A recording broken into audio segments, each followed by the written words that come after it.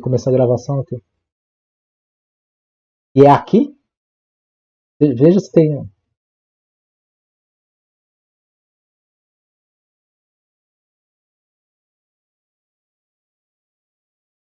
Tá.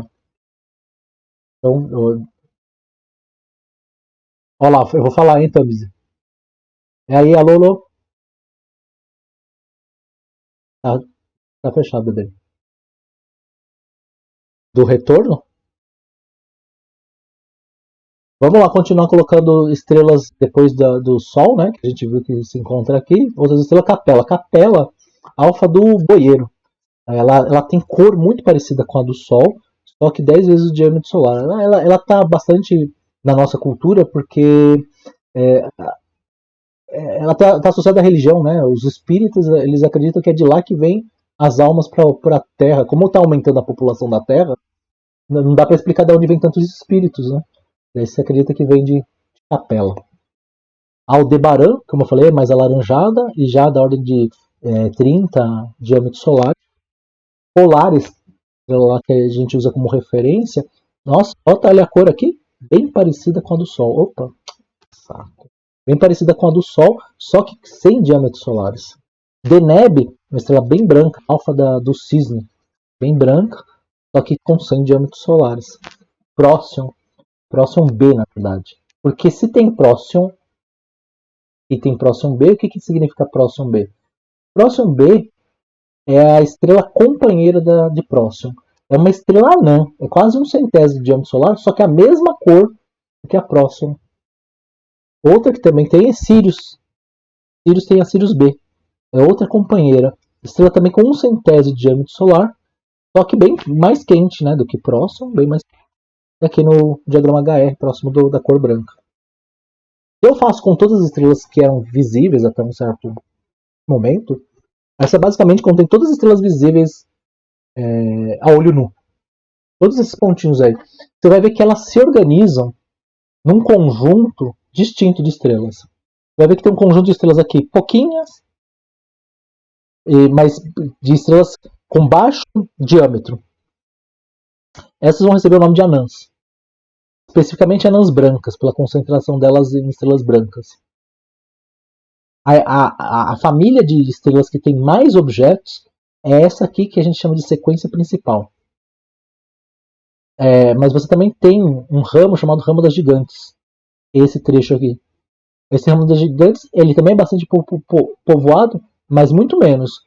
Se você estiver apontando para uma estrela no céu, a probabilidade de você estar apontando para uma estrela desse ramo aqui é 90%. Desse aqui, quase 10%. Evidentemente, nenhuma estrela que você apontar no céu vai ser uma anã branca. Todas, apesar de ser temperaturas, podem ter temperaturas bastante elevadas, elas são muito pouco visíveis por causa do diâmetro delas. E aí ela não tem a luminosidade, ela fica baixa e a gente não consegue enxergar. Na verdade, todas as coisas que estão mesmo nas vermelhas, a quantidade de estrelas que tem vermelhas é muito, muito maior em número do que as que tem de tipo azul. E isso tem uma consequência, né? As estrelas vermelhas também são mais difíceis de enxergar, porque quando a gente vem para esse lado desse ramo aqui, da sequência principal, as luminosidades são um centésimo, um milionésimo e assim vai. Com isso, as distâncias grandes que separam a gente das estrelas faz com que elas sejam pouco visíveis. A maior parte daquelas estrelas que eu mostrei para você nas redondezas do, do Sol são dessas categorias aqui, dessa faixa de categorias. O resto, elas estão distribuídas em distâncias bem maiores do que 15 anos-luz. Né? Diagrama HR. Então, quando a gente faz um diagrama HR de todas as estrelas na vizinhança solar usando um telescópio espacial, já que consegue mostrar distâncias maiores, esse aqui é o tamanho do curral. Esse aqui é o tamanho do curral do Hipparcos. Usando o telescópio Hipparcos, que ficou ativo até 95, 96, eu acho. Pode perguntar, Fabiano.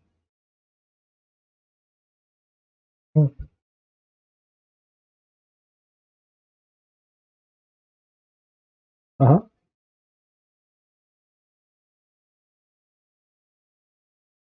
Elas pertencem todas à nossa galáxia, mas podem ser de outras galáxias. Se a gente acredita na física estelar, esses parâmetros que a gente consegue amostrar para o curral da nossa galáxia valem para o curral de outras galáxias.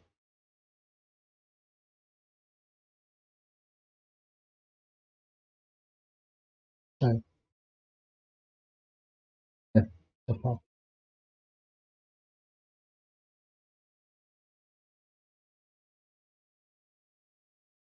Ainda não falei de evolução.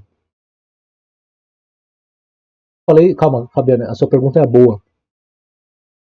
A sua pergunta é ótima. Aqui é a fotografia, por enquanto. A gente precisa acrescentar um elemento para falar de evolução e é isso que eu quero fazer. A gente vai fazer isso agora. Eu estou mostrando quais são as fotografias. E aí eu estou falando quais são as famílias. Você lembra aquela coisa de ter cabelo comprido ou não, cabelo ou não? Então, é isso que eu estou fazendo. Tô falando. Tem categorias que estão na faixa do vermelho. Tem categorias que é a sequência principal. Tem categorias que são anãs. Agora a gente vai achar as coisas em comum e ampliar nosso repertório para lidar com esses objetos. A fotografia dessa aqui é do Hipparcos, com todas as estrelas com menos 20% de erro na medida da paralaxe. Então, você pode ver que as estrelas se distribuem em faixas bem definidas. A maior delas fica na sequência principal. E o Sol, bom, na verdade, o Sol se encontra na sequência principal. Se eu voltar uma aqui, o Sol está aqui. Ele está na sequência principal. O que vem a ver a ser a sequência principal é o que a gente vai construir agora. Esse foi o primeiro mapa em 2015 do Gaia. Fala, porra, piorou pra caramba, né? É verdade. Piorou pra caramba porque ele não estava usando cores medidas com o Gaia. Ele estava usando cores no infravermelho como o mapa de cores que um dos grupos fez no infravermelho. Ele estava usando o índice J-K, que é de outro telescópio. Por isso que ficou com incerteza grande. Você misturou um telescópio com outro, ficou com incerteza grandíssima. Mas daí quando se fez as cores, porque ele foi entregando pacotes de observações, o Gaia. E assim, eu estou muito convencido de que na próxima aula a gente pode fazer algo com o Gaia. Talvez uma atividade com o Gaia. Com o diagrama HR, já que eu fiquei pendente com vocês dessa atividade aqui. Aí com o Gaia ficou assim mesmo. Este aqui é o mapa de densidade de tantas estrelas, porque o Gaia ele tá mostrando. Nesse mapa deve ter 1 bilhão de estrelas. Ele deve chegar. O catálogo inteiro dele tem 3,5 bilhões de objetos. Pode perguntar, Tamizio. Pode interromper também, não precisa levantar não.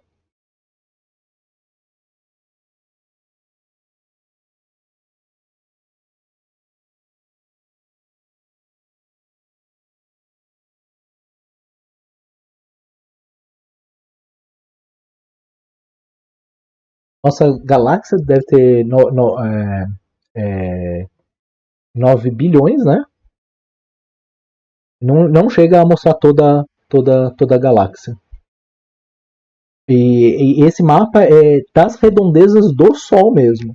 Isso aqui a gente está pegando as paralaxes menor do que 0,1%. Por isso que tem menos objetos.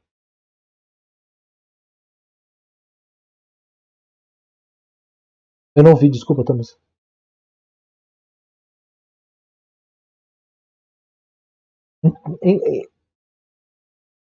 Então, talvez o pessoal não vai entender o que você está falando sobre o braço de Sagitário, mas ele está pegando toda a redondeza, incluindo braços espirais, inclusive objetos na direção do núcleo da galáxia. Ele está conseguindo pegar, sim. Ele vai até 8 kPa com essa precisão. Se você aumenta a precisão, você consegue pegar estrelas até de galáxias vizinhas, como as nebulosas, a grande nuvem de Magalhães, pequena nuvem de Magalhães. Mas esse aqui é filtrado justamente para falar qual é o nosso curral, onde a gente tem confiança, qual as vacas que a gente conhece. Essas aqui são as nossas novas vacas. A gente virou o rei do gado, né? Porque aqui tem muita vaca. E tem muitas categorias, dá para ver detalhes que são muito mais bacanas quando eu mostrar para vocês como constrói esse mapa. Eu vou tentar preparar a próxima aula de forma que a gente construa esse mapa sem perder a importância do conteúdo da próxima aula, porque a gente vai medir distância usando as magnitudes, mas de uma forma especial, falando das variáveis. Essa é outra fotografia do céu, em que eu estou representando o mapa da região do Cruzeiro do Sul com uma foto assim, do celular. Tem uma máquina digital, então as máquinas do celular estão melhores aqui. E separando objetos, por exemplo, às vezes você vai encontrar duas estrelas muito juntinhas próximas de um outro, e elas não têm nada a ver uma com a outra. É questão de perspectiva, a gente chama de binárias aparentes. Por outro lado, assim, você vai ver objetos, por exemplo, você pega aqui o Cruzeiro do Sul e pega aquelas duas estrelas brilhantes que seguem o braço menor do Cruzeiro do Sul. Se você for para o norte, você vai encontrar uma estrela aqui, e aí você pega a mesma distância que esse parzinho de estrelas, e vai para norte. Você vai encontrar uma nuvenzinha, parece uma estrelinha, mas meio esfumaçada. Quando você põe no telescópio, você vê isso aqui. Você vê um monte de estrelinhas distribuídas como num círculo. Né? Como você sabe que o espaço é tridimensional, você fala que é esférico. Então isso aqui chama aglomerado globular. Isso é bem fácil de ver. Aqui em São Paulo dá para ver olho nu. Então, eu nunca vi de olho nu em Sergipe.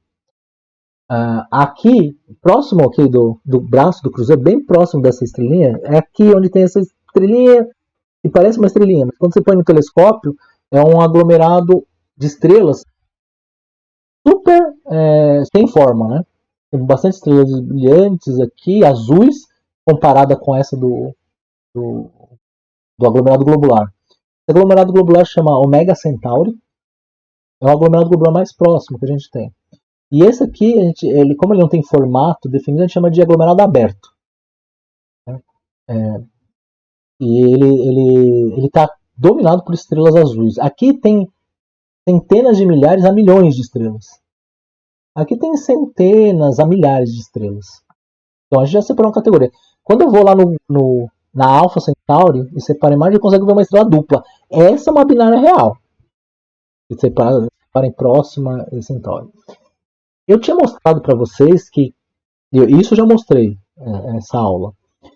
Só que eu acho que eu cortei esse trecho aqui. Quando a gente acompanha essas estrelas binárias, a gente pode pegar e fazer a trajetória orbital dela. Acompanhar a trajetória orbital. E com isso, né, você pega as massas, você consegue saber que a relação delas de força depende das massas. A distância entre elas é o semeixo maior das órbitas. E é como se as duas estrelas orbitassem um centro comum. Centro de massa. Faço a igualdade lá a cada instante da força centrípeta que elas sentem, então força é mv² sobre r.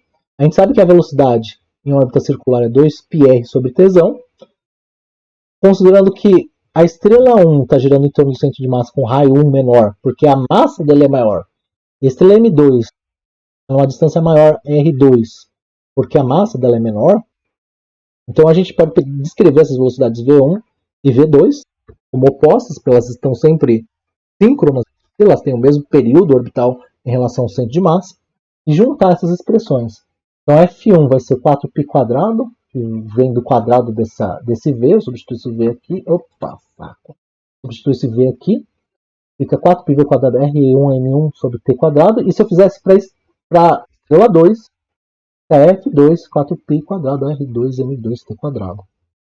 As forças F1 e F2 são opostas em si, mas com valor igual e dada pela aceleração da força da gravidade, dada pela força gravitacional. Igual essas expressões, FG, F1 e F2. E lembrando que A, o semeixo maior é R1 mais R2, eu posso reescrever, essa expressão não é reescrever, desculpa. Eu tenho que lembrar que o tamanho desse braço é inversamente proporcional à massa.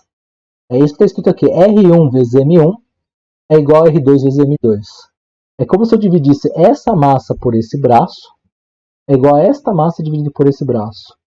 E daí você tem o equilíbrio entre os dois, que é a posição do centro de massa. Média ponderada. Quando a gente faz isso, posso escrever esse R1 como A, M2 sobre M1 mais M2, e colocar esse R1 dentro da expressão que depende de R1, que é essa aqui. R1. Faço isso, coloco nessa expressão, igualo com a força gravitacional e obtemos Gm1m2 ao quadrado sobre 4π quadrado AM2, M1, M2, lembrando que é esse termo de R1, né, que está aqui, M1 sobre T quadrado. Cortando os termos, né, que dá para cortar, M1 com esse M1, nem sei porque não está cortado aqui, mas esse M1 com esse M1, esse M2 com esse M2. O computador não contribui, devia ter desligado antes. Vai sobrar a expressão que é a terceira lei de Kepler, generalizada, né, por Newton.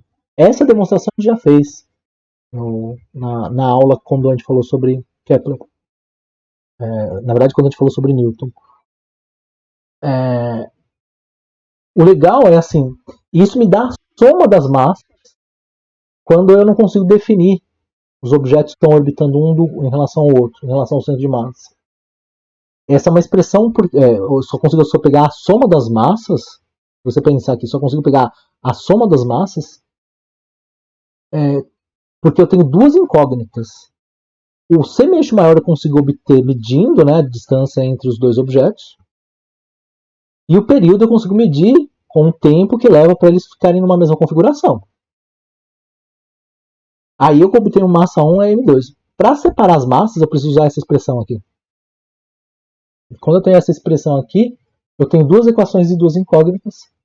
O sistema é resolvível. E eu posso calcular a massa individual de cada objeto. Por que eu fiz essa pequena revisão da aula de Kepler, da lei de Kepler generalizada por Newton? Porque a gente vai usar sistemas binários para entender a evolução. São duas estrelas que nascem. Na verdade, a gente vai usar estrelas que nascem juntas para entender como funcionam elas no conjunto. Porque daí a gente sabe a massa das estrelas, sabe as luminosidades, basta a gente saber a distância em relação a elas. E tem diversas estrelas que a gente sabe as distâncias, mas aí eu pulei para outro slide, de novo, fora de ordem em relação ao que eu gostaria, porque como a gente consegue detectar que existem, que as estrelas estão em pares? Um exemplo é, por exemplo, usar a variação do brilho. Você lembra que eu falei para vocês de Vênus? De Vênus, deixa eu pegar o applet.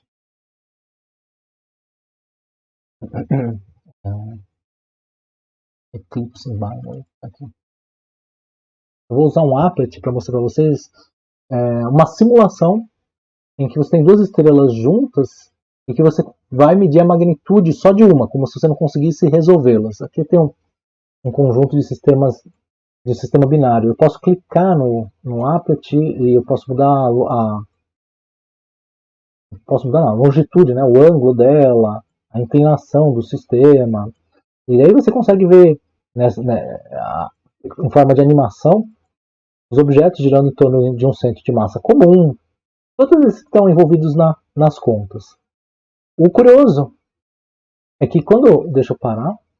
Quando você faz a observação de algumas estrelas, você nota que existe uma variação sistemática do brilho de algumas. Por exemplo, aqui você pode ver, nesse gráfico aqui, um declínio, depois uma subida, depois uma declínio mais maciço, depois uma subida, depois um declínio, depois uma subida, depois um declínio.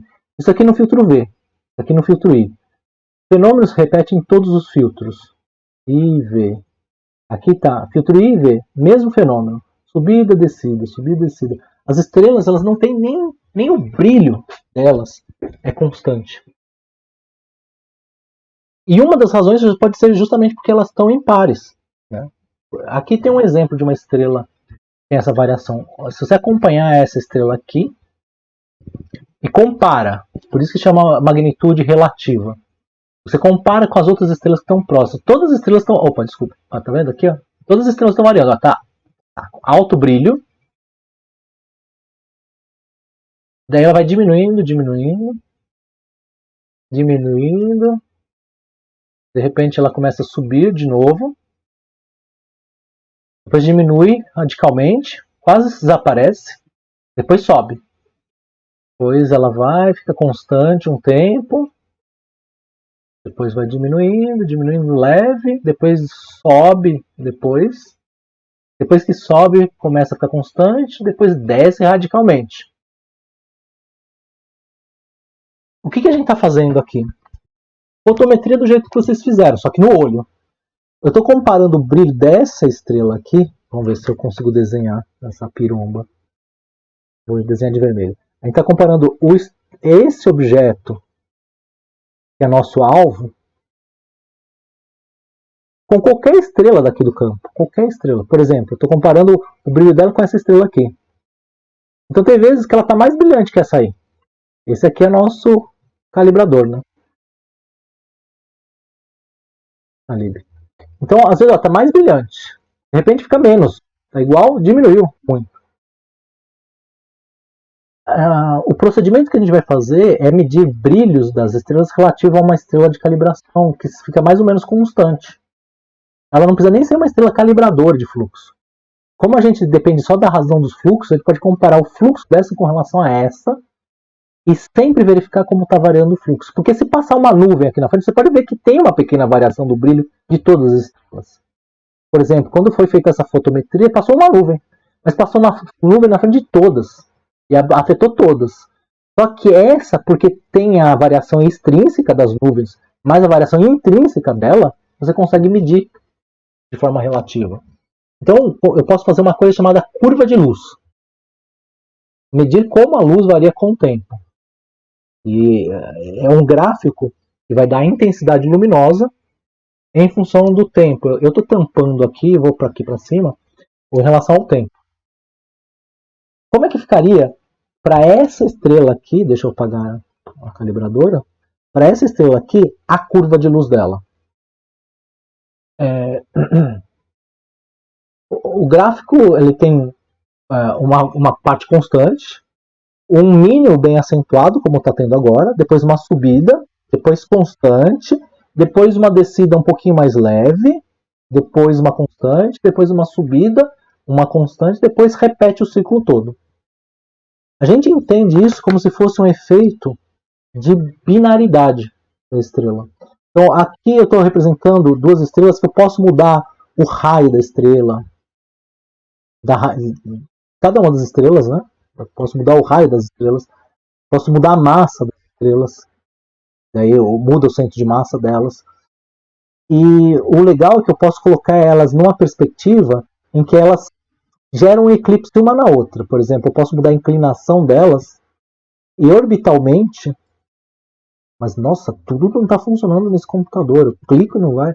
Posso ficar numa posição tal que uma eclipse a outra. Eu vou dar uma animação, uma passa na frente da outra. E esse fenômeno de passar na frente cria a mudança do brilho. Por isso que eu perguntei para vocês, o que acontece na Terra com o brilho do Sol quando a gente está vendo Vênus passar na frente? Acontece uma diminuição do brilho deles. É 100%, em um certo momento pode diminuir pouco, mas diminui. E como também falei para vocês, se eu tenho uma estrela com um raio bem pequenininho, vou pegar um raio bem pequenininho, como se fosse um planeta. E aí aqui o problema é que elas nem estão eclipsando, se você olhar nessa configuração. Deixa eu ampliar. Nessa configuração elas não estão nem eclipsando. Se eu mudar a inclinação... Opa, não peguei bem a inclinação. Escolhi uma inclinação. Tá vendo que apareceu um picozinho aqui? Justamente quando ela vai passar ou atrás ou na frente, você muda o brilho dela. É isso que está acontecendo em algumas categorias de estrelas. Imagina que você tem um par de estrelas, essa aqui, na posição 1. Vermelha e amarela. Depois, essa vermelha vai chegando, se aproximando da 2, o brilho vai ficar constante aqui. Então a intensidade luminosa, que é essa linha aqui, esse eixo vertical, vai ficar constante no tempo. Depois, esta amarela começa a passar atrás da vermelha. Quando ela passar atrás, você não tem um pedaço do brilho dessa estrela aqui. Está perdendo o brilho dessa estrela porque está sendo ocultada pela outra. Então você vai ter um decréscimo do brilho. Até o limite que essa estrela amarela entrou completamente atrás. Quando ela passou por trás, o brilho da estrela que você está vendo é só essa estrela vermelha. A amarela você não está vendo mais.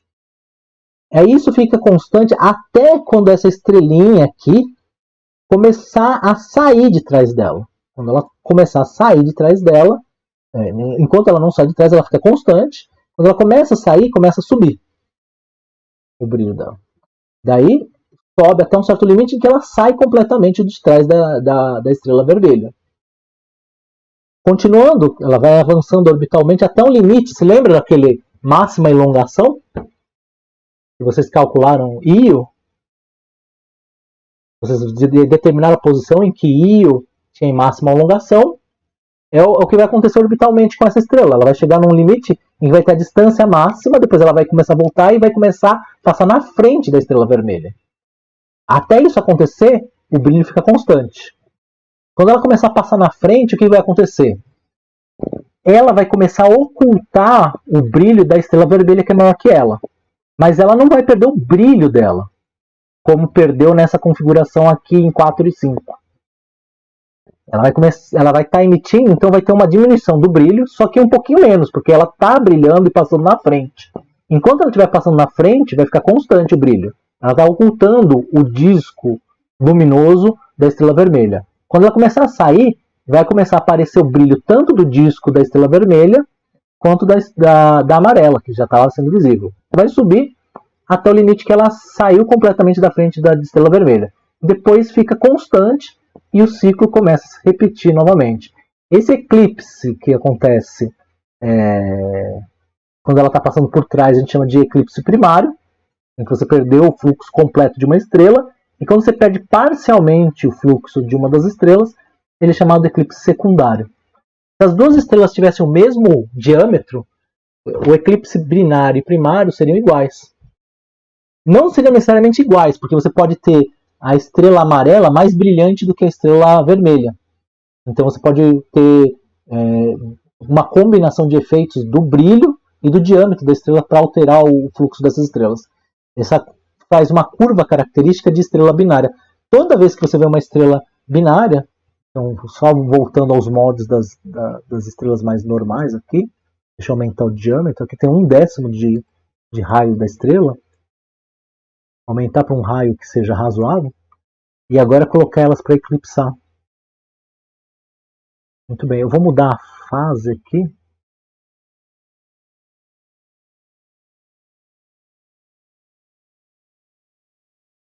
Por causa do brilho. Porque, pensa comigo, toda diferença de magnitude não corresponde a uma razão de fluxos. M menos M0 é igual a menos 2,5 log da razão dos fluxos. Se você sabe a distância, você sabe calcular a magnitude absoluta, né? Então, toda diferença de magnitude absoluta corresponde a uma razão de luminosidade. Então, uma estrela tem luminosidade e um planeta não tem, né? Então, esse é o primeiro fator. Então, é muito mais fácil de detectar estrelas binárias do que planetas. Os planetas vão ter um brilho próprio delas. Como a distribuição é de corpo negro, ela também tem brilho. A Lua brilha, sem ser o brilho só do Sol. Ele brilha no infravermelho. Por ser um brilho no infravermelho, ele é um brilho que vai ser menos intenso, com menos energia. São objetos menos energéticos. Nesse caso, a gente está vendo no visível. São objetos muito mais luminosos, por isso que a gente consegue descartar que sejam planetas. Mas a mesma filosofia funciona com planetas. Mesma filosofia. E o mais legal, viu, Fabiano? Esse tempo que ela... Se você olhar bem a curva, eu vou mostrar a curva no meu slide. Se você olhar bem a curva, tá vendo que tem umas partes planas aqui? Esses platôs. Esses platôs permitem você calcular o diâmetro da estrela. Então, um planeta não vai ter diâmetro de estrela. E como você sabe qual é o período orbital, quanto tempo a estrela leva para... você consegue calcular esse tempo, porque é uma curva de luz. Então, você está medindo o tempo e a intensidade. Como você sabe, você sabe os parâmetros orbitais desse objeto, você consegue falar quanto tempo ele passou aqui e e sabe a velocidade dele. Sabendo o tempo e a velocidade, você multiplica a velocidade por tempo, o que dá? O verbo to be da física, distância.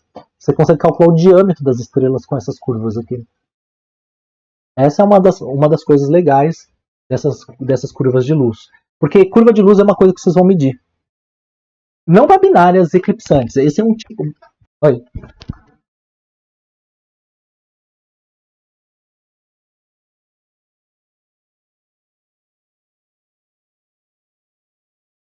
Não, não tem não. Não. É, mas a gente vai falar sobre ele, não tem problema. Não, não é curva de luz. Você vai ver o desvio da luz de uma direção em que as estrelas estariam. É bem fácil de entender. Tá, vou tirar esse applet e vamos avançar aqui. Essa variação a gente chama de extrínseca. Por quê? Porque tem um objeto interferindo na luz deles. Mas as variações podem ser intrínsecas. E elas acontecem especialmente porque as estrelas têm estágios diferentes de vida. E naqueles estágios finais da vida, são aqueles momentos que a estrela pode estar mais vacilando, mudando o brilho. Deixa eu me explicar. Como a gente sabe a luminosidade do Sol, a gente sabe a luminosidade do Sol, e a gente sabe que a luminosidade do Sol é energia por unidade de tempo, isso implica que, se você conhece a fonte de energia do Sol, quanto ele tem de energia disponível, você pode, em teoria, calcular quanto tempo de vida ele tem. Porque basta você isolar o tempo e dividir pela luminosidade. Isso requer você saber uma coisa que parece complicada. Quanto tem de energia o Sol disponível. Só que você pode fazer diversas hipóteses boas aqui para energia. E foi o que foi feito. Se a gente sabe que o Sol tem 3,846 vezes 10 a 26, já emite 3,846 vezes 10 a 26 joules por segundo, a gente pode supor, por exemplo, que o Sol é uma grande bola de fogo. Na verdade, é a mentalidade que professores e alunos vão para as aulas acreditando. Oi?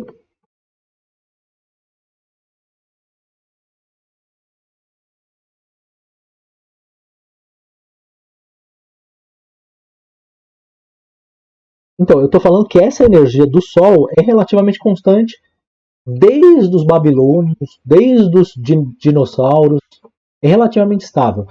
A variação que eu mostrei aqui, o Mário, ela é uma variação extrínseca. Não é por causa nada da estrela, é porque alguém passou na frente e tirou o brilho. Mas o que eu estou falando é que o brilho pode variar sim se acabar a energia. Quando está acabando a energia. Sei lá, pega uma lareira lá em que está acabando a lenha. O fogo vai diminuindo gradativamente com o tempo.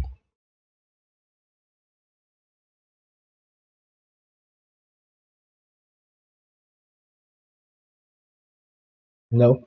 Esse é o problema. A quantidade de energia disponível numa estrela é limitada se não tem algo alimentando. Pode haver algo alimentando. Isso faz parte de um dos trechos que a gente vai trabalhar sobre a morte das estrelas.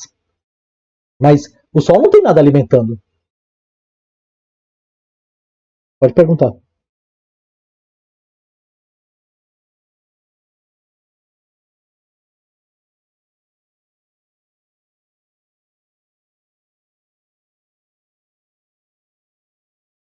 Não, não. Mas o Sol tem se mantido constante por muito tempo. Então, ela não precisa estar sendo alimentada, mas ela pode ter energia potencial. Por exemplo, você não está comendo agora, não sei, né? Porque você não está com a câmera aberta, você pode até estar comendo, mas você está vivo. Você não está vivo só enquanto você come. Você comeu em algum momento da sua vida e armazenou isso no teu corpo e você está usando aquilo que você tem.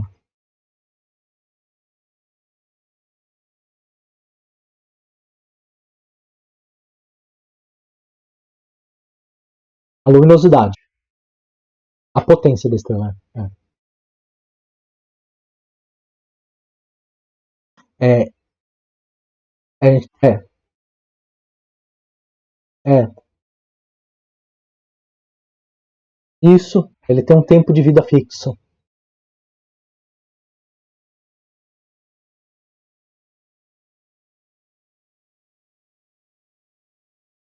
Exato. Vai depender de quanto você tem de energia potencial.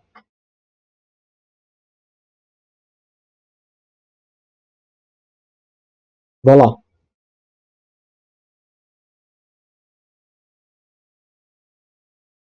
Você e o início do século passado inteiro queria. Fala, Fábio.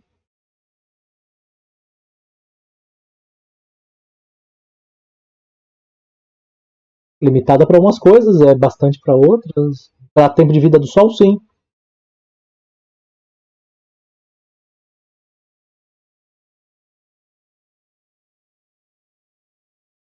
A luminosidade do Sol, ele vai reduzir? Vai.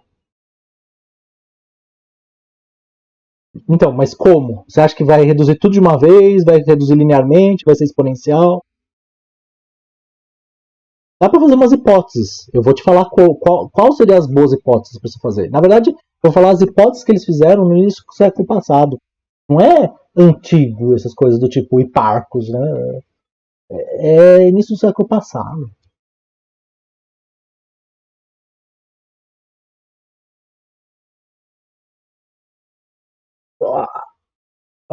Então, Romário, o lance é, vamos garantir o nosso primeiro, o Sol. E daí a gente consegue extrapolar para outras estrelas. Mas sim, a gente vai conseguir entender outras estrelas se a gente entender bem o caso do Sol. A hipótese inicial que se tinha é que o Sol era uma bola de fogo. Ao ser uma bola de fogo, a gente sabe como funciona, é uma reação química.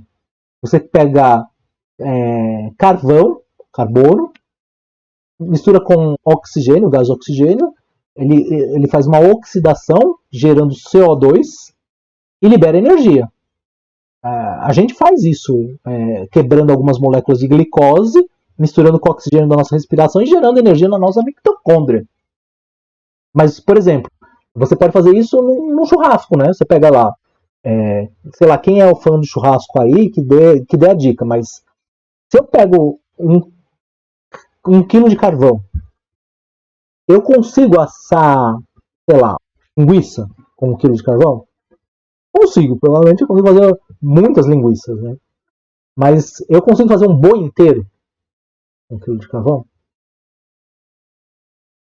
Provavelmente não, né? Alguma coisa vai sair crua, porque não tem energia suficiente para assar toda essa carne. A gente sabe a quantidade de energia que tem na relação entre carvão e oxigênio.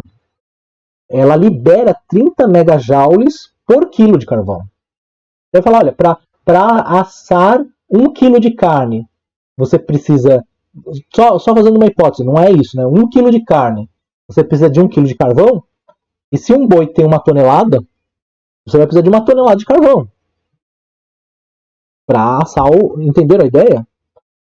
Então, você vai precisar de quanto de energia no total? Não vai ser 30 mil, não vai ser 30 megajoules, vai ser 30 vezes 1000 megajoules. Você saberia fazer isso. O lance é que a gente sabe a massa do Sol. A gente acabou de calcular no início da aula a massa do Sol como 2 vezes 10 a 30 quilos. Vamos supor. O que precisa haver para ter fogo? Quais são. O que precisa ter para haver fogo? Oxigênio e o carbono. E vamos supor então que metade do Sol seja carvão e metade do Sol seja oxigênio. Se a gente fizer essa hipótese, que metade do Sol é carvão e oxigênio, vamos pôr a massa inteira do Sol, então, se é 2 vezes 10 a 30 quilos, eu sei que tem que fazer a estequiometria aí com as massas apropriadas, mas vamos supor que 1 quilo com 1 quilo combina. Então você vai pegar 1 quilo, você vai pegar metade do Sol com oxigênio e metade do Sol com carvão, e é isso que vai dar o fogo que a gente tem lá no Sol. A gente consegue calcular então a energia total que tem disponível, porque a gente sabe quanto tem de energia por megajoule. Quanto tem de energia por reação CO2? Tem 30 megajoules por quilo. A gente sabe que o Sol tem 1,9 vezes 10 a 30 quilos. Se a gente supor que ele vai queimar até virar cinzas, ele tem de energia disponível lá 3 vezes 10 a 37 joules. Vocês entenderam como faz essa conta? Basta multiplicar esse 30 megajoules pela metade disso aqui, né? 10 a 30, você multiplica um pelo outro, você sabe quanto tem de energia disponível. 1 megajoule, 2, né? 10 a 30, dá 1 vezes 10 a 30 de carvão. 1 kg de carvão libera 30 megajoules. Então, 30 vezes 10 a... 30 megajoules é 3 vezes 10 a 6. Mas o 10 daqui, 30 dá 3 vezes 10 a 7. Então, dá multiplicado por 10 a 30 aqui, 3 vezes 10 a 37 joules de energia disponível. Fabiana, esse ponto é bastante importante de você entender. Você entendeu qual é a energia que eu teria disponível pelo Sol, mesmo que eu não... Ele está consumindo. E o fogo, quando a gente está assando a carne, a energia não é entregue toda de uma vez.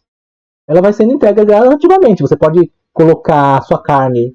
Você não precisa estar com a linguiça desde o início até o fim do churrasco. Você pode colocar uma linguiça lá no meio do churrasco e assar a carne. A chama, o calor, se mantém constante por um bom tempo para assar carne na churrasqueira. Então, a energia que você tem disponível no Sol se mantém, ele vai consumindo muito gradativamente a energia dele no consumo, se fosse essa reação, e ele teria disponível para a reação química 3 vezes 10 a 30 joules. É aí que entra essa fórmula aqui. Porque a gente sabe que o Sol tem esse 3,8 vezes 10 a 26 joules por segundo. Vou colocar em vermelho aqui. 3,8 vezes 10 a 26 joules por segundo. E, em teoria, para a reação química, isto aqui seria lá o 3 vezes 10 a 37 joules. 10 a 37 joules. Você vai saber em segundos quanto vai dar isso aqui. Né? Você faz essa razão e você vai ter o tempo em segundos. Esse tempo em segundos dá uma merreca.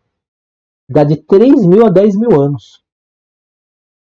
Ora, 10.000 anos o homem estava no Neolítico, estava começando a fazer agricultura. E a gente tem registros históricos disso, e você nem precisa usar o carbono 14 para verificar aqui. Que o Sol não pode ter nascido há 10.000 anos atrás. Se bem que Raul disse isso, né? Não, quem nasceu não foi o Sol, foi ele, né? Ele nasceu há 10.000 anos. Se Raul nasceu há 10.000 anos atrás, e o Sol ainda estava lá, então o Sol não pode estar sendo regido por reações químicas.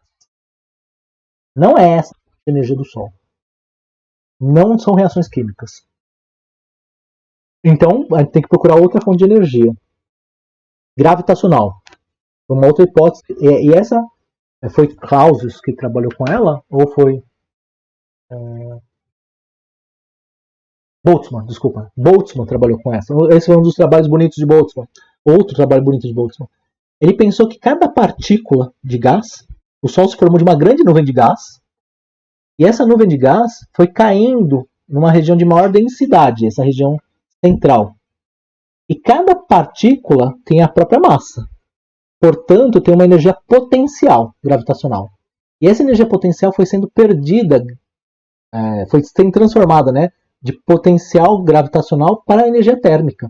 Porque conforme ela foi caindo, ela foi colidindo com as outras partículas, foi transferindo energia gravitacional e energia térmica. E aí você pode supor lá, você sabe o diâmetro do sistema solar. É a nuvem de Oort.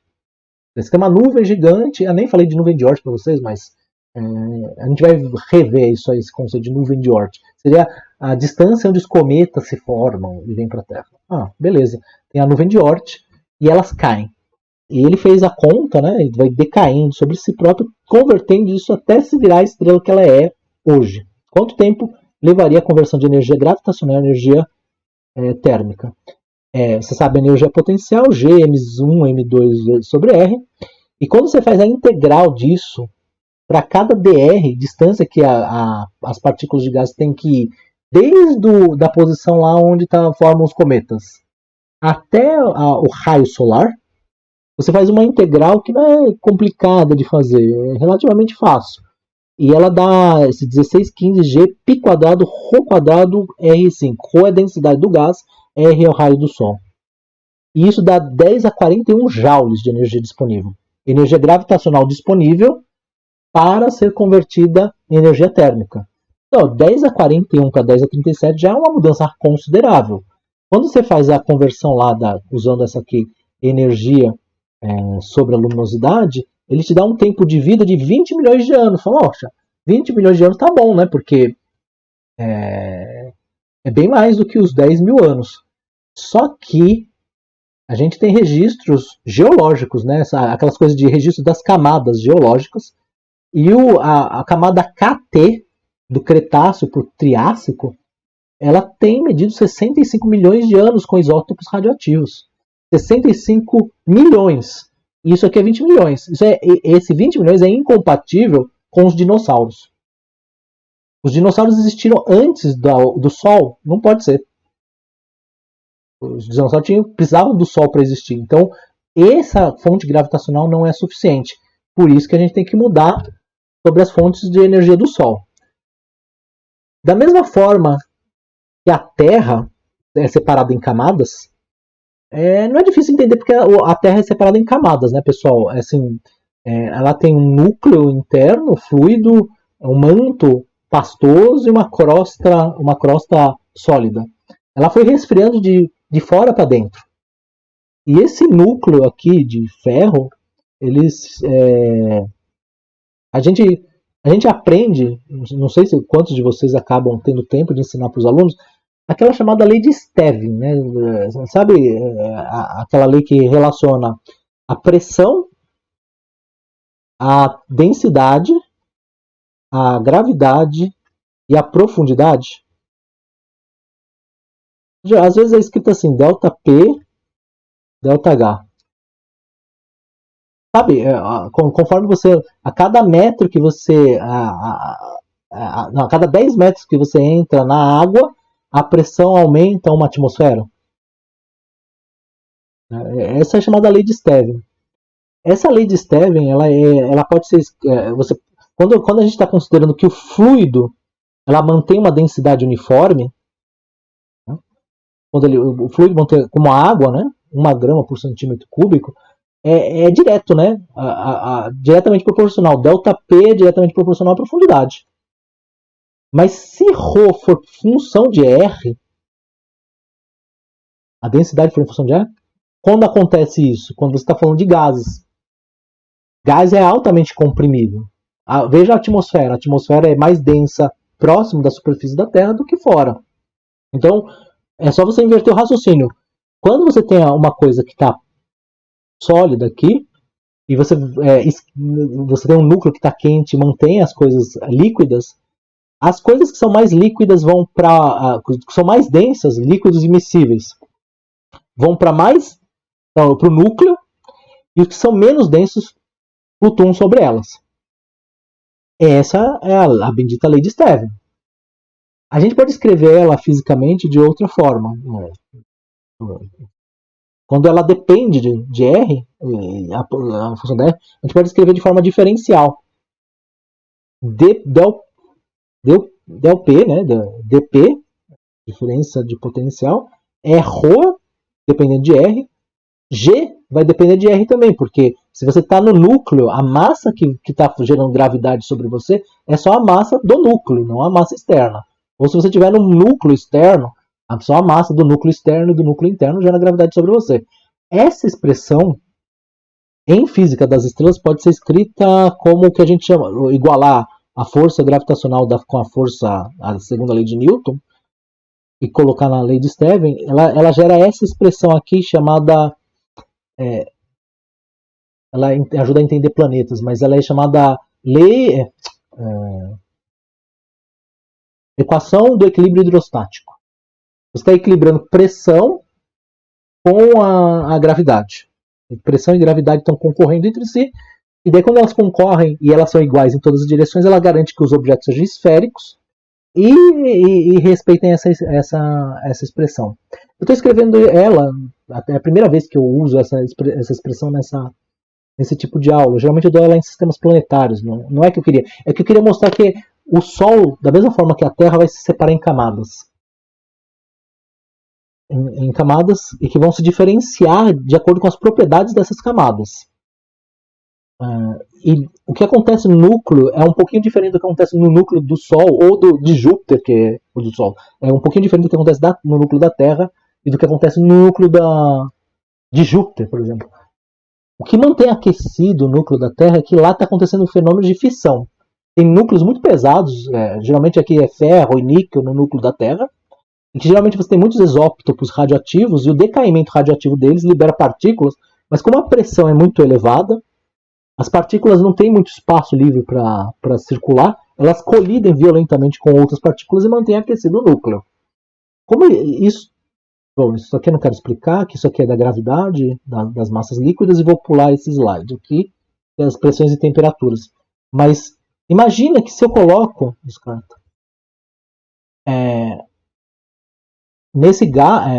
esse gás que está caindo...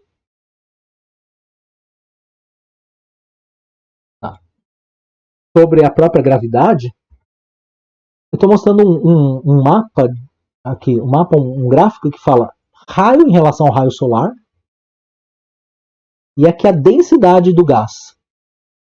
Pode ver que quando a gente está próximo do raio solar, a densidade é baixíssima do gás na superfície solar, que é uma vez o raio solar, aqui já é fora do raio solar.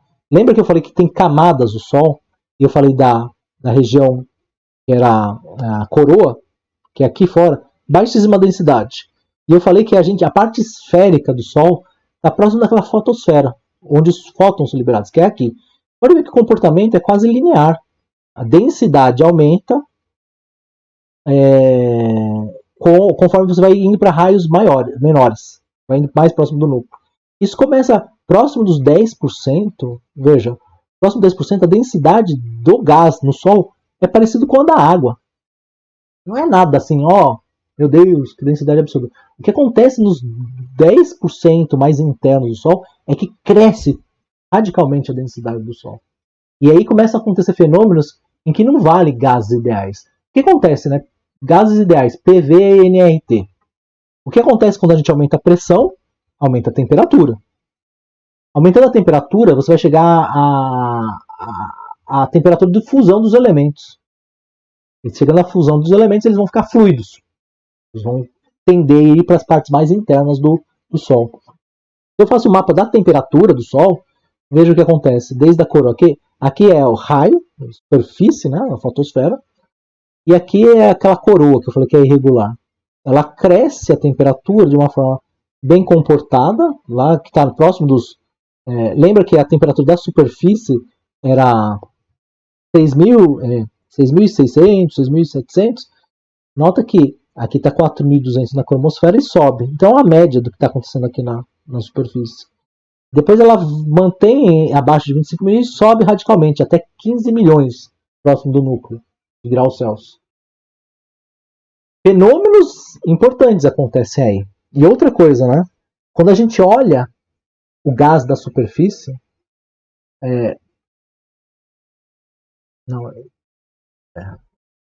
a gente sabe do que ele é feito porque, como ele se comporta como uma atmosfera, a gente consegue ver absorções. São características de elementos químicos presentes no Sol e de elementos que a gente conhece. Esse carinha aqui, que foi Armstrong, foi o primeiro a detectar que no Sol tem hidrogênio. E na verdade a gente sabe que o hidrogênio é o elemento mais abundante do universo. Ele ganha de todos, o segundo elemento é o hélio. Então quando a gente vai dos raios menores, né, se a gente lê da esquerda para a direita aqui à esquerda raios menores, direita raios maiores.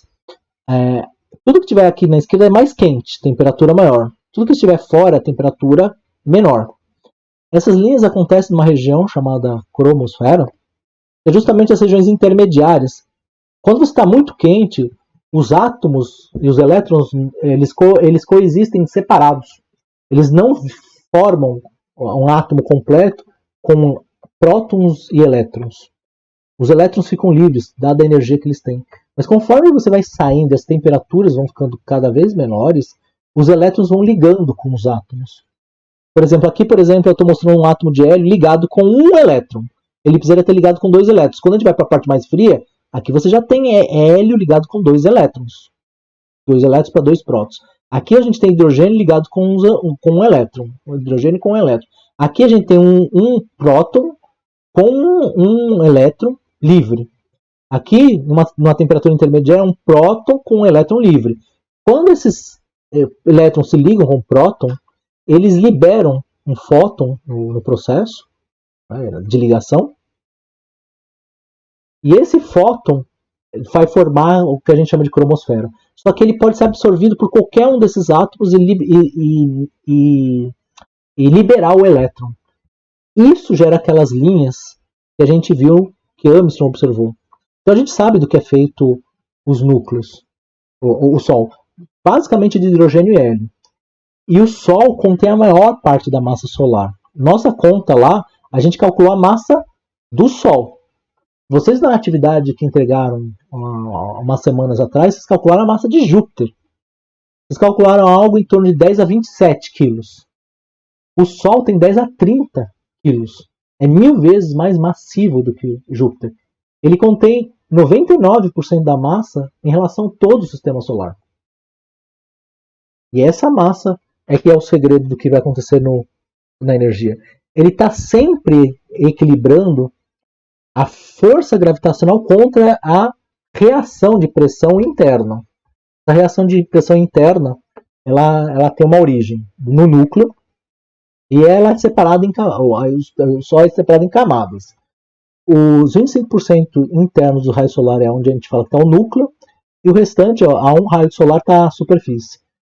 Esse 25% do raio solar está sofrendo a pressão de 90% da massa do Sol. 90% da massa. Ou seja, a única coisa que resta no núcleo são 10% da massa do Sol, nas partes internas, a altas pressões e temperaturas. Milhões de graus Celsius, milhões de Kelvin e temperaturas 10 a 9 de atmosferas. Com essas pressões elevadas, esse equilíbrio, né, você vai ter que equilibrar a energia térmica com essa energia de reação da pressão. A gente pode calcular qual é essa energia. E a primeira hipótese que surgiu e conseguir explicar de forma satisfatória a fonte da energia de reação à gravidade é uma fonte nuclear. Na verdade, termonuclear. As energias grandes que a gente encontra, dadas as temperaturas que o núcleo do Sol se encontra, elas são bastante para vencer, inclusive, a força coulombiana. Você sabe que esses 3 raios, né, que essas 3 pétalas representam cada uma das fontes de energias radiativas que foram identificadas no início do século passado. A fonte alfa, beta e gama. Alfa são as partículas positivas, né? Os betas negativos e os gamas neutros. Você vê aqui seria a radiação eletromagnética, prótons, elétrons e prótons. O beta é a parte que seria elétrons, e as partículas alfa seriam partículas de hélio, que a gente veio a saber depois. Então, a grande pressão sobre esses núcleos vai fazer com que eles se fundam. E a fusão desse... a gente já está no final da aula. Deixa eu terminar pelo menos a parte da fusão nuclear. O que acontece? A gente começa uma reação nuclear com 4 núcleos de hélio, mas eu vou falar só a primeira linha, que a segunda linha é igual. Vou pegar esses 2 átomos de hidrogênio e colocar eles para se aproximar fortemente um do outro. A gente sabe que a aproximação deles é dificultada pelo fato de eles terem cargas positivas. Então eles sofrem uma repulsão coulombiana. Só que algo na física nuclear deles permite que eles possam se fundir. esse algo que está aí vai fazer com que esses dois prótons vençam a barreira coulombiana e liberem um pósitron e um neutrino. O neutrino tem uma massa e um comprimento de onda. E você vai ter não dois prótons no núcleo, vai ter um próton e um nêutron.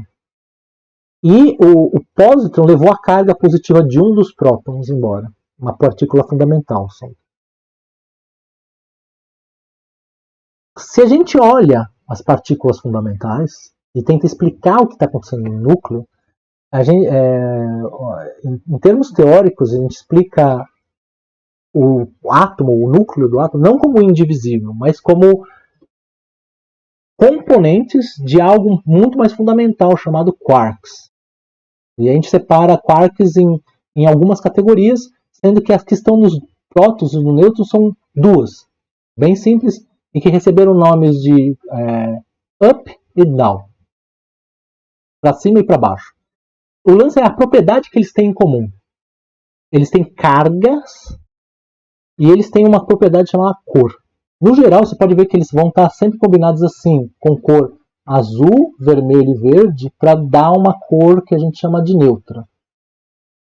Mas não é cor visível. É só uma propriedade que eles chamaram de cor para falar, olha, quando você combina 3, eles conseguem ficar estáveis, neutros.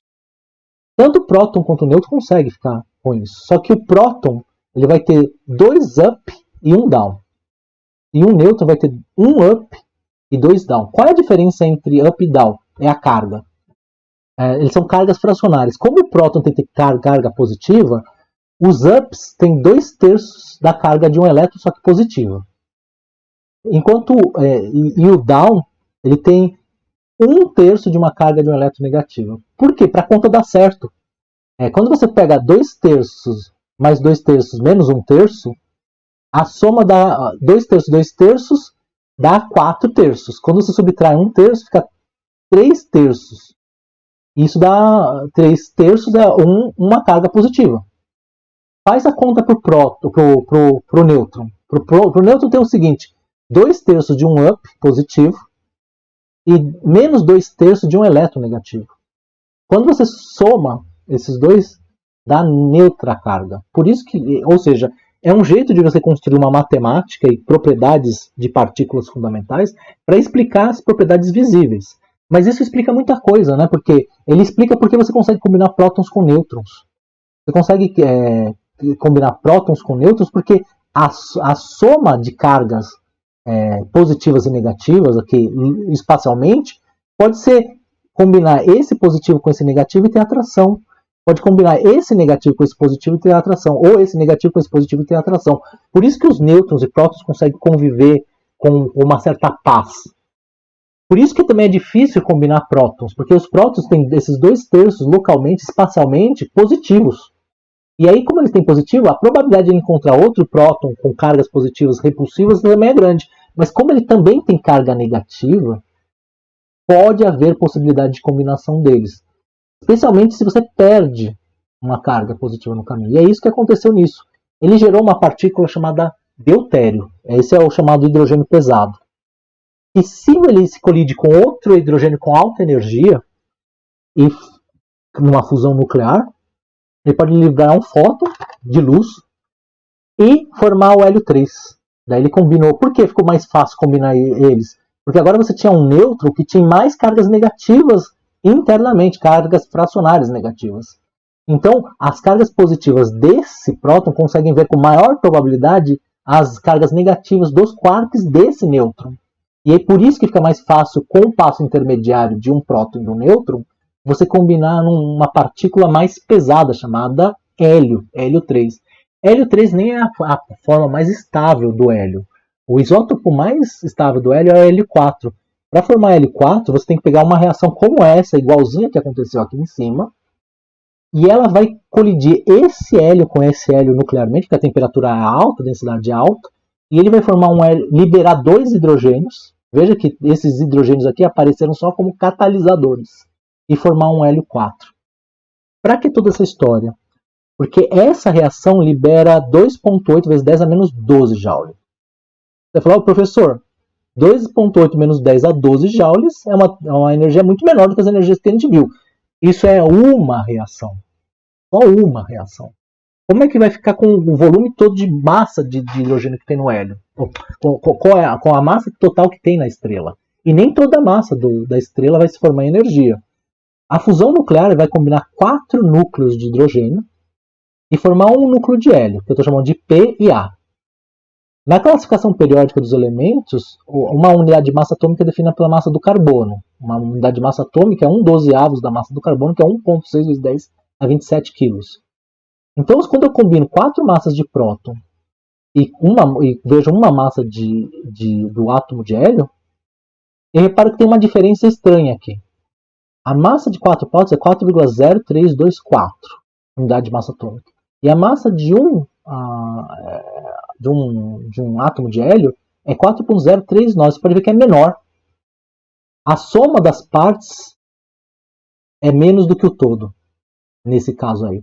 Lembra que em algum momento eu devo ter falado do olho de Horus. O olho de Horus é essa ideia de que o todo é mais do que a soma das partes. O que está acontecendo que recebeu esse nome de defeito de massa? Defeito de massa, quem vai resolver isso? Quando a gente compara os 4 hidrogênios que entraram, o átomo de hélio que saiu está associado a esse grande físico aqui que explicou o que acontece com essa massa. Essa diferença de massa, que é cerca de 0,7 massa 0,7% da massa dos 4 prótons, é convertida em energia pela fórmula famosa lá do Einstein, E igual a mc². E a gente pode fazer essa conta, é essa conta que eu quero terminar a aula. Em um único segundo, 700 milhões de toneladas são transformadas em 695 milhões de toneladas de hélio. 700 milhões de toneladas de hidrogênio são transformadas em 695 milhões de toneladas de hélio, cada segundo. Isso explica a energia, a luminosidade que a gente enxerga. E explica mais. Permite calcular o tempo de vida do Sol. A gente sabe que a radiação que chega na Terra o Sol é 3,9 vezes 10 a 26 joules por segundo. Ok? Vamos calcular o tempo de vida do Sol sabendo que 10% da massa está presa no núcleo. 10% da massa do Sol. E ela tem temperatura de 10 a 7, pressão de 10 a 9, suficiente para reações termonucleares. Vamos considerar que o Sol é completamente feito de hidrogênio e que todo esse hidrogênio vai virar hélio. Né? Usando a equação de Einstein. E a gente sabe que a massa do Sol é 10 a 30 quilos.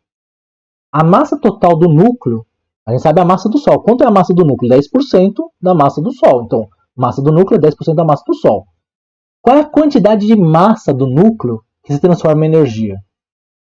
Não é toda a massa, é 0,7%. 0,7% é 0,007 de fator. Então, massa é 0,007 da massa do núcleo. Como a massa do núcleo é 10% da massa do Sol, é só substituir aqui. 0,1 vezes a massa do Sol. Qual a energia total que pode ser convertida no núcleo? Então, E igual a mc². Então, a energia total vai ser 0,07 vezes a massa do núcleo, que é 0,1, vezes a massa do Sol, que é m, vezes c², que é a velocidade da luz, ao quadrado. Quando a gente faz essa conta, isso dá 1,26 vezes 10 a 44 joules. Muito bem. Agora, com essa grandeza, a gente pode colocar naquela equação aqui. Tempo é energia sobre luminosidade. A gente sabe a luminosidade e agora a gente sabe a energia disponível no núcleo para fusão nuclear. Quando a gente faz isso, utilizando o conceito de potência, né? T da sequência principal, SP eu já explico, é energia sobre luminosidade, que dá 3 vezes 10 a 9 vezes 10 a 3,29 vezes 10 a 17 segundos. Converte isso em segundos em anos. Dá 10 a 10 anos. 10 a 10 anos são 10 bilhões de anos. Isso é muito mais compatível com a vida, com o que a gente tem datado da vida da Terra, por exemplo. A Terra, todos os isótopos que a gente consegue estudar, apontam para 4,5 a 4,7 bilhões de anos a Terra. A Terra tem que ser mais nova que o Sol, se ela foi formada do Sol. Tendo 4,5 bilhões, 4,5 a 4,7 bilhões, significa que o nosso Sol está na metade da vida dele. E quando eu estou colocando sequência principal aqui, SP, é porque o Sol está consumindo hidrogênio. E essa é a característica da sequência principal. A sequência principal só é uma região estável no diagrama HR, porque é uma região onde as estrelas estão convertendo hidrogênio em hélio. Estão convertendo o elemento mais comum no segundo elemento mais comum da natureza, o hélio. Outras estrelas podem ter arranjado outras estabilidades e arrumaram. É esta referência que vai permitir a gente falar de evolução, porque agora a gente tem uma medida de tempo. A gente sabe qual é a relação entre a massa das estrelas e a energia delas. Como a gente sabe a luminosidade de cada estrela, a gente sabe quanto é a luminosidade de cada estrela, a gente tem como saber a massa de cada uma delas. Invertendo essa relação, né? A gente sabe, nessa relação a gente tem luminosidade, tempo, energia sobre luminosidade.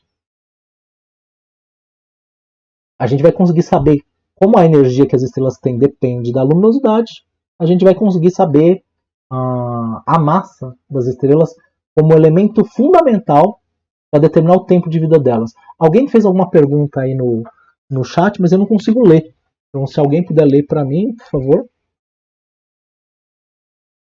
Ou abrir o áudio.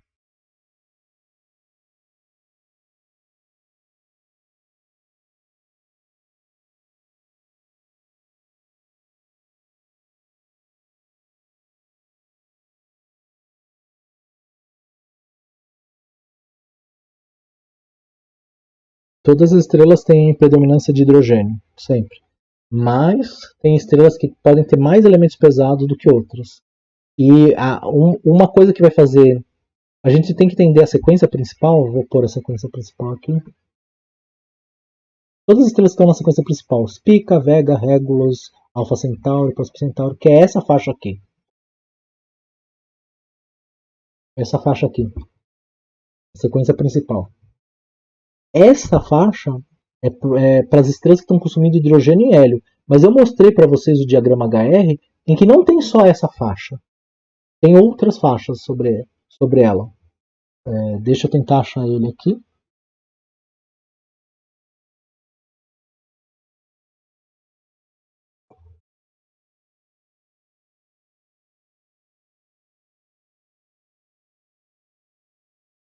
Aqui.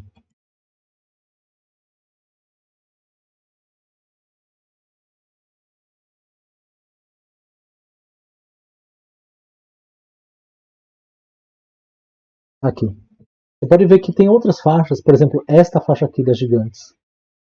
Essa faixa das gigantes não está mais consumindo hidrogênio.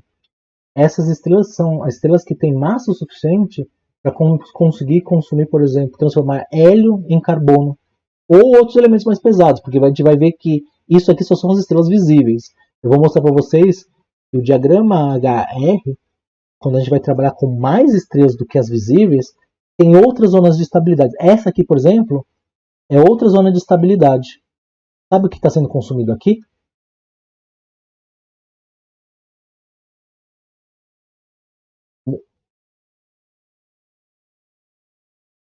Pois é, não existe mesmo. E não é hidrogênio, também não é hidrogênio, e nem nada mais leve. Ele não está consumindo nada. Essa estrela, ela não é sustentada por radiação. Elas são chamadas anãs brancas. Elas são estrelas extremamente compactas. E o que sustenta elas é o princípio da incerteza. Não a incerteza em si, mas não sei se vocês lembram de alguma coisa de química ou da quântica, quando vocês fizeram na graduação, chamado princípio de Pauli. Exato, tem a ver com fermions. O princípio de Pauli fala que você não pode ter dois elétrons coexistindo no mesmo estado quântico. Essas estrelas são tão densas que os elétrons eles foram arremessados para dentro dos núcleos. Eles estão se mantendo nas elétrons, não nos núcleos, nas eletrosferas, e diversos elétrons estão começando a coexistir em camadas. Mas como não pode existir dois elétrons com o mesmo nível energético, o mesmo spin e tudo mais, eles estão sendo sustentados por pressão de degenerescência eletrônica. O princípio de Pauli é um princípio quântico que está mantendo as estrelas estáveis e ela não está produzindo energia, ela só está perdendo energia. E ela tem uma sequência de evolução. Ela vem das temperaturas maiores e vai reduzindo de tamanho e de temperatura para cá, até ela virar o que a gente chama de uma anã marrom e uma anã negra. Ela não consegue. Da mesma forma que a Terra é estável, a Terra tem gravidade, certo? Todo mundo concorda. A gravidade da Terra está ligada 100% do tempo, mas ela não é suficiente para vencer a repulsão colombiana. A repulsão colombiana é essa que mantém lá elétrons nos seus devidos lugares, aquela coisa que eles estavam falando de os opostos não se atraem, os opostos repelem e tudo mais. Vocês estavam falando aí de relacionamento. Nos elétrons é a mesma coisa, eles vão se repelir. E isso faz com que a Terra não fique se contraindo cada vez mais, porque você tem a repulsão dos elétrons.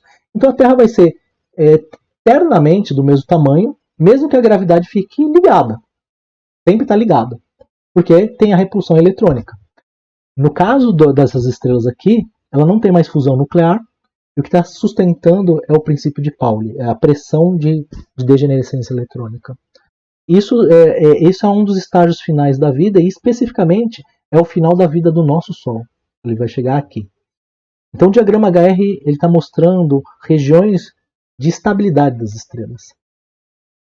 Então onde tem estrelas são regiões estáveis, e onde não tem são regiões instáveis. Essas são importantes, porque ela tem a ver com a variabilidade das estrelas que a gente vai continuar falando na próxima aula. Capricha? A gente avançou aqui no horário, pessoal. Então eu vou já disponibilizar a próxima atividade. Na próxima aula a gente vai avançar nessa coisa do diagrama HR e das estrelas variáveis, porque vai ter um momento que o combustível vai começar a esgotar. E aí o que acontece? A estrela, a gravidade vai começar a vencer. Quando ela vencer, ela vai contrair. Quando a estrela contrair, ela vai diminuir de raio e o brilho dela vai diminuir. Quando ela contrair, vai aumentar a densidade do gás interno. Quando aumenta a densidade do gás interno, aumenta a probabilidade de outro hidrogênio encontrar outro hidrogênio e formar reação nuclear. Quando ocorre uma reação nuclear, ela explode de novo. Quando ela explode, ela expande. Quando ela expande, ela esfria. E aí ela vai ter uma variabilidade de brilho.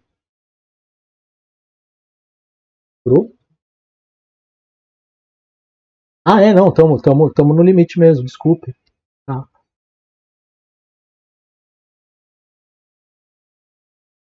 Não, mas a gente chegamos aqui onde eu queria. A gente conseguiu calcular o tempo de vida do Sol. Eu vou mostrar como isso se relaciona com o tempo de vida das outras estrelas. Porque vai ter uma proporção. E tudo vai depender da massa. A massa é a quantidade de combustível que a estrela tem disponível. Então imagina assim, a luminosidade é como se fosse a potência de um carro. Você tem, sei lá, um carro 1.0, 1.4, 1.6, 2.0 e você tem o opalão. O opalão é 4.0. E o que significa ser 4.0? Significa que o carro é potente pra caramba. Você pisou, ele vai. Mas tem uma consequência. O opalão faz 3 litros por quilômetro. Enquanto o carro 1.0 faz 20 km por litro.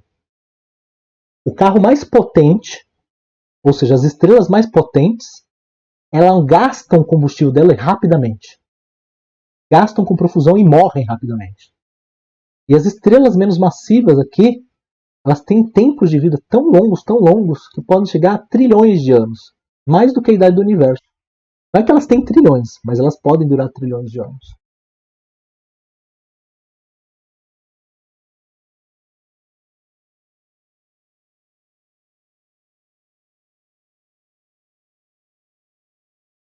Não.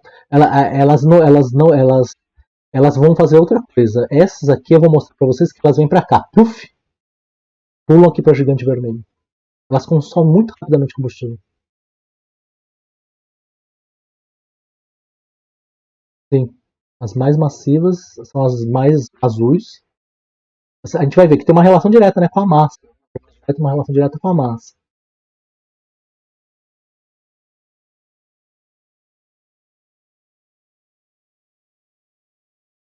Não. O logaritmo da massa é diretamente o logaritmo da luminosidade. E aí, o que vai acontecer? Eu posso escrever esse eixo de luminosidade em função de massa. Então, realmente, as estrelas mais luminosas são as mais massivas. Mas não necessariamente todas as azuis. Por exemplo, você tem a azul que está aqui, que são anãs. Então, não vai ser... Não é assim, as mais azuis. Assim. Como as mais azuis... Desculpa, como a sequência principal é a mais provável, então quando ela é azul, provavelmente também ela é mais massiva. Mas essas estrelas que são anãs brancas, elas têm massa inferior a uma massa solar. No máximo 1,3 massas solares. Se ela tiver mais do que isso, ela não vira mais anã branca. Ela vira ela vira uma supernova, uma estrela nova, que é aquelas que Tycho Brahe tinha observado, e pode virar ou um buraco negro ou uma estrela de nêutrons. Mas tem uma aula só para isso, pessoal. A gente chegou no ponto principal para falar de evolução. A gente mostrou que Sol tem um tempo de vida e a gente calculou quanto é esse tempo de vida. Como a gente sabe que isso tem uma proporção, a luminosidade tem uma proporção com a massa, e por isso que eu revisei as estrelas binárias lá, para falar da massa, a gente vai ver que existe uma relação massa-luminosidade. A relação massa-luminosidade vai me dizer quanto de luminosidade tem cada conjunto de massas. Massas maiores têm luminosidades maiores, mas vai me dizer quanto. E daí eu posso escrever esse eixo vertical todinho em massas solares. E aí com isso eu consigo calcular quanto tempo de vida tem um certo conjunto de estrelas. Aí que é importante ver o mapa de família. Quando a gente for olhar aglomerados de estrelas, a gente vai ver estrelas. Veja, quando você vê sua família, você teve a mesma criação que seu irmão, teve a mesma criação que sua irmã, sabe? E todos saíram diferentes. No aglomerado de estrelas também. A gente sabe que todos nasceram mais ou menos na mesma época. É a época de fertilidade da mãe. Tem mãe que tem fertilidade que é do caramba, né? Que ela tem filho dos 9 anos aos 90. Mas no geral, assim, a fertilidade está lá naquela faixa lá dos, sei lá, 13 aos 40, né? E aí é o momento para na fertilidade humana. No caso das estrelas, o período é um pouco mais estendido nessa comparação. Né? Foi.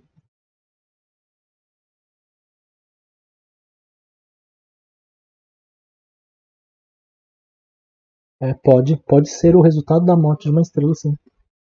Geralmente é o resultado da morte das estrelas mais massivas.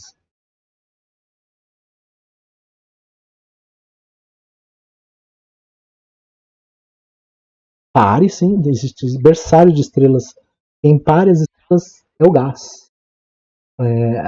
O gás não está todo concentrado nas estrelas. Felizmente, o gás está espalhado no espaço e, vez por outra, ele começa a se condensar gravitacionalmente. E nessa condensação, as estrelas não nascem individualmente, não. Nessas condensações, ela nasce de batelada, assim, nasce um montão de estrelas ao mesmo tempo.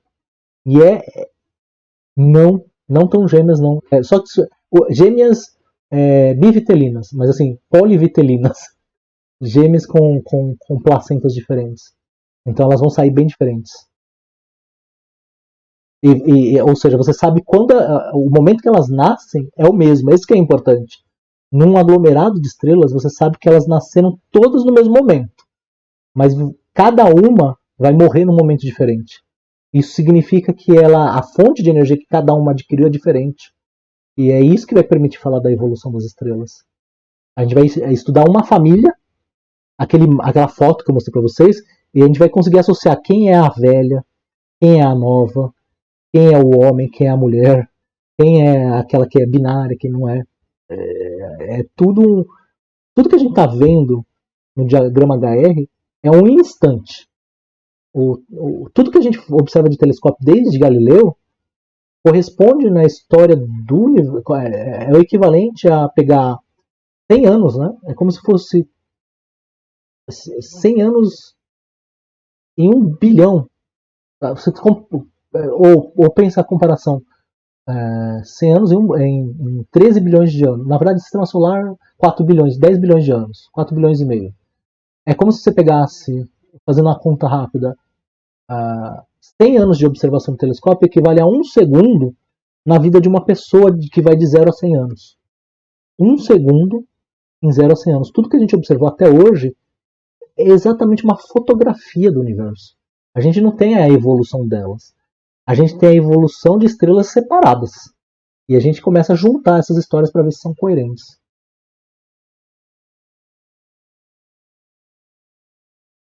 Pessoal, assim, é interessante, se tivesse preparado um pouquinho melhor a aula, a gente conseguiria amarrar melhor, mas na próxima aula talvez fique melhor, porque eu acho que eu tenho uma estratégia, eu tenho uma ideia de como fazer, e a gente vai tentar separar em grupos.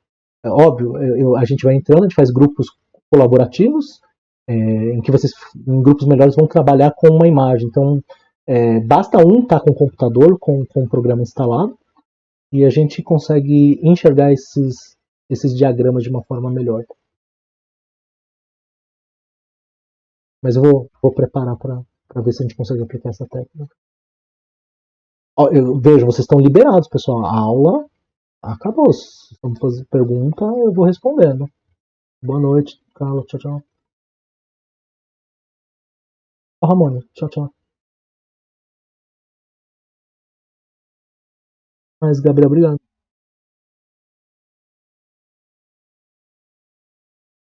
Tamis, tchau, tchau. Mário, valeu, viu? Obrigado. Tchau, tchau, Fabiano. Até mais, boa noite.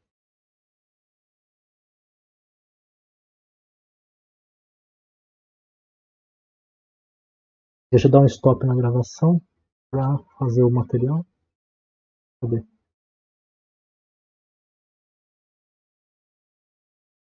Stop, interromper